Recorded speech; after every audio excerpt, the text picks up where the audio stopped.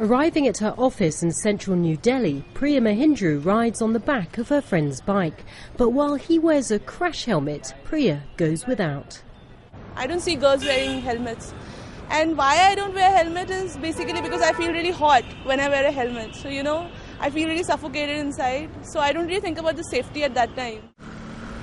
Priya is not the only one not thinking about safety. Across the Indian capital, women zip around on two-wheelers without protection, saying crash helmets ruin their hair, look silly or are just uncomfortable. It may be dangerous, but for Delhi women, riding without one is perfectly legal. 20 years ago, the Sikh community argued wearing helmets went against their religion. Sikh men were exempted.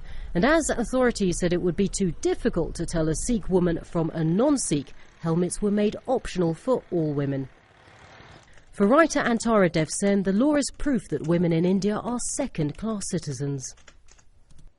To be a good woman, you need to ignore yourself, you need to neglect yourself. So it's also not quite done to talk about your own safety, your own issues. With accidents soaring, India's roads are now the deadliest in the world. Doctors at the capital's busiest trauma centre see 50,000 patients a year. The majority are bike accident victims, and increasingly they're women. Where you have a female patient who is not wearing a helmet will have more severe form of brain injury when compared to a person who is a biker or rider who is having lesser form of head injury. Nearly 60 women died in two-wheeler accidents in Delhi last year.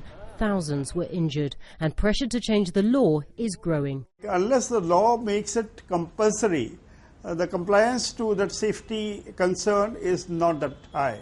So maybe if you make a law where it becomes compulsory for everybody, then only maybe the number of women wearing helmet will go up.